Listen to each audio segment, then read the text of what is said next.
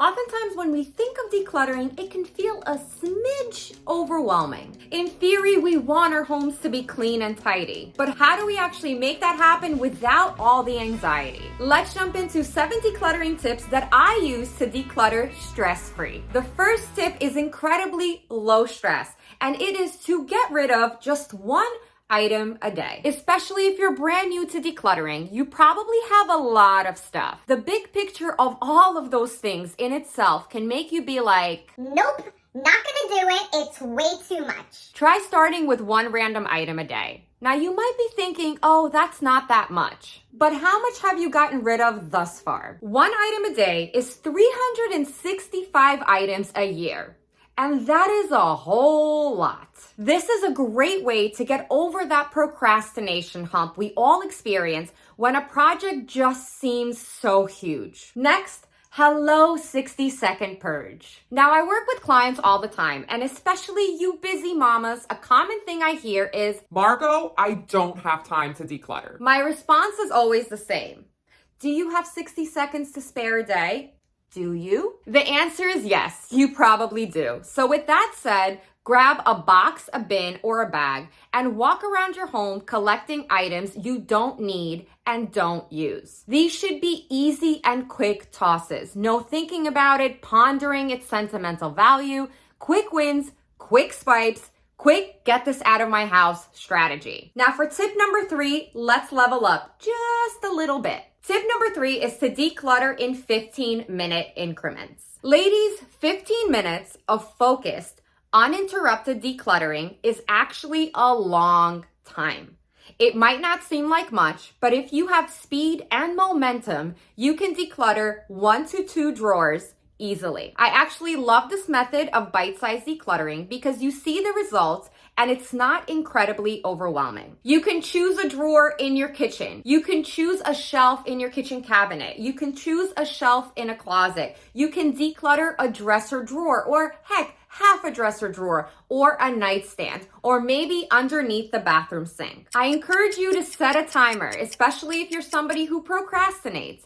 Having an end in sight makes the process a more enjoyable experience. And heck, you might want to go past the 15 minutes. If you're getting value from this video, contribute to my coffee addiction by smashing that like button. Tip number 4, make a to-do list. A beginner decluttering mistake is not having a to-do list, which leads to aimless decluttering.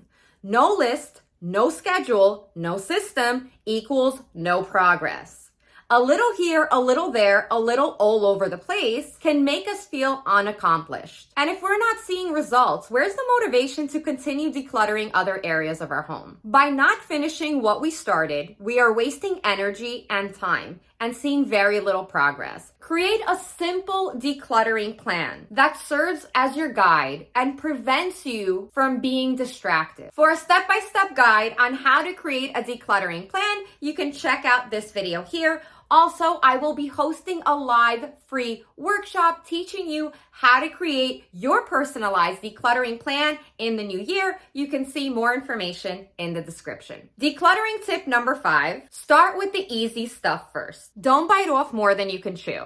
If you are new to decluttering or haven't been successful in the past, start with the easy stuff first. An underwear drawer, your nightstand, a shelf in the linen closet. Avoid the sentimental stuff. That just puts a total kibosh on decluttering. Is kibosh a word?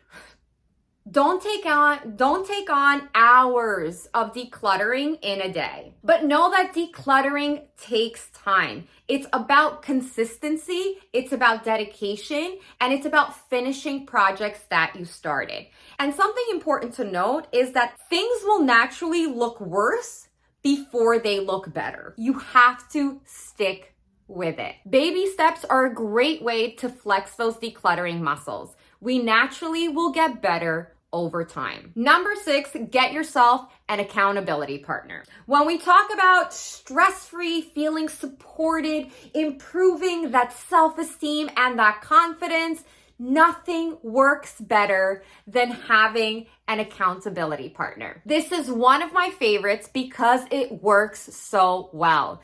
Pair up with a buddy, having an accountability partner motivating you, keeping you in check and on track. especially on those days when you just don't want to do it. Will keep you decluttering. Knowing that your girlfriend is literally gonna hit you up and be like, girl, send me a pic of what you decluttered. Or with a text that just says, progress? This forces you to produce.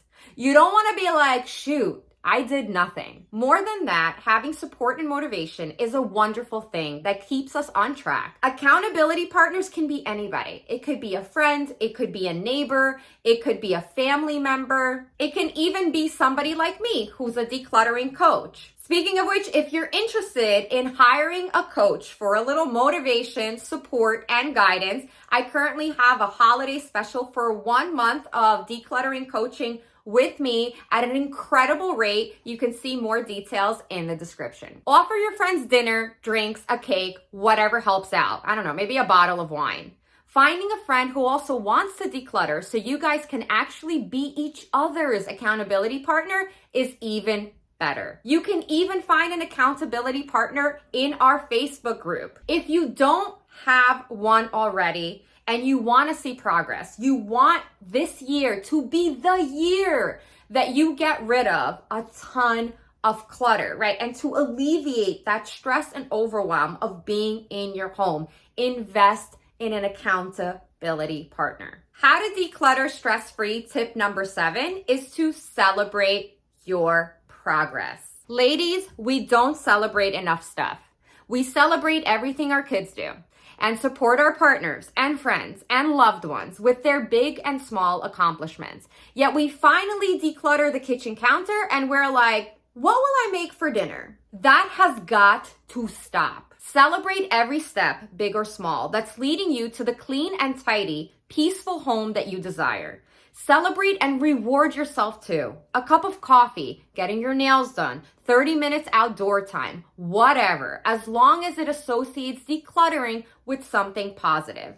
The more you celebrate, the more we build up confidence and self-esteem and motivation in the process. I hope this video provided you with a variety of different options how you can begin or continue to declutter while eliminating your stress levels and the overwhelm that's associated with going through our things. If you enjoyed my video, don't forget to hit that like button and subscribe to my channel so you don't miss any of my weekly videos. As always, good luck on your decluttering journey and always remember to be good to yourselves.